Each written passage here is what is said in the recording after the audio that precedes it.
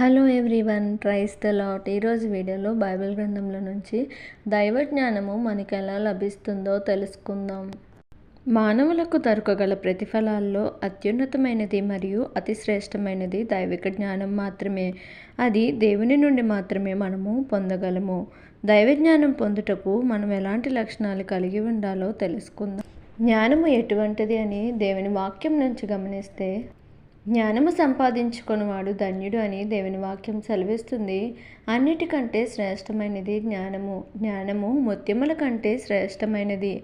జ్ఞానమును మనము కొని ఉంచుకోవాలని దేవుని వాక్యం సెలవిస్తున్నది. యెహోవా నియమించిన ధర్మశాస్త్రము యథార్థమైనది, అది ప్రాణమును తెప్పరిల్ల చేస్తుంది. యెహోవా శాసనము నమ్మదగినది, అది బుద్ధిహీనులకు జ్ఞానము పుట్టించునని దేవుని వాక్యంలో మనము చూడవచ్చు. ఆ విధంగా దేవుని వాక్యమును మనము ధ్యానించుట ద్వారా శ్రేష్టమైన జ్ఞానమును మనము పొందుకోగలము. మరి జ్ఞానము పొందుకోవాలంటే మనం ఏ విధమైన లక్షణాలు కలిగి జీవించాలో తెలుసుకుందాం. ఇది మనకు ఎలా లభిస్తున్నది అని దేవుని వాక్యం నుంచి పరిశీలించినట్లయితే, దేవుని మాటలు మనం అంగీకరించి హృదయపూర్వకంగా మనము వివేకమును అభ్యసించినప్పుడు ఈ జ్ఞానం మనము పొందుకోగలము. దేవుని మాటలు మనం ఆలకించి ఆయన మాటలను అంగీకరించాలి. అదేవిధంగా దేవుని మాటలను మనము చెవినబెట్టాలి. వివేకమును పొందాలంటే దేవుని మాటలు మనము ఆలకించాలి.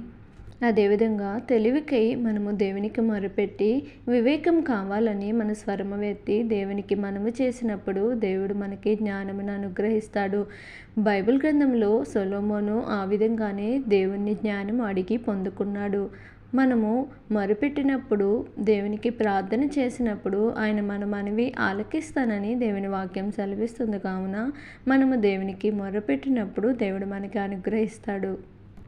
వెండిని వెతికినట్లు, దాచబడిన ధనమును వెతికినట్లు మనము వెతికినప్పుడు దేవుడు మనకి జ్ఞానాన్ని అనుగ్రహిస్తానని వాగ్దానం చేస్తున్నాడు.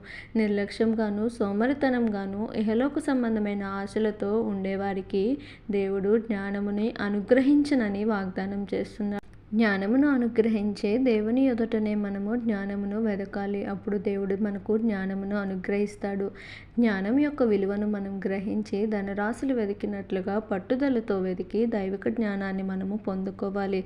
ఆ విధంగా దేవుడు తన్ను అడిగిన వారికి జ్ఞానమును అనుగ్రహిస్తానని వాగ్దానం చేస్తున్నాడు. కావున మనము దేవుని ఎదుట నుండి మొరపెట్టి దైవిక జ్ఞానాన్ని సంపాదించుకోవాలి. ఆ విధమైన దైవిక జ్ఞానము దేవుడు మనందరికీ దయచేయునుగాక. ఆమేన్. Thank you for watching. Follow this channel for more interesting videos.